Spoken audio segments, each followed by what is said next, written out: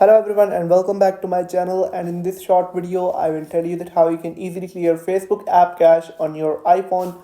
That's quite simple, interesting and easy, so make sure to watch the video till end so you don't make a single mistake. So I'm on my iPhone. You can follow the exact same steps if you're on an on an iPad or a MacBook. So let's get started without wasting a single second. So first of all, open up the settings of your iPhone.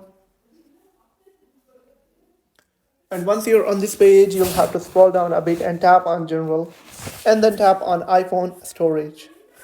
Now you'll find a lot of things on this page, such as the storage capacity of your iPhone and a list of all the applications that have been previously installed in your iPhone.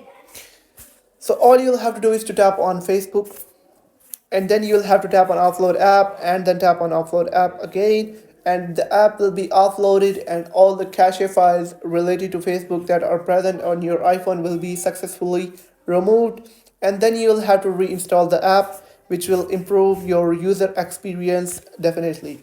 I hope you found the video helpful. If you found the video helpful, make sure to like the video and hit that subscribe button, and if you have any questions about the video,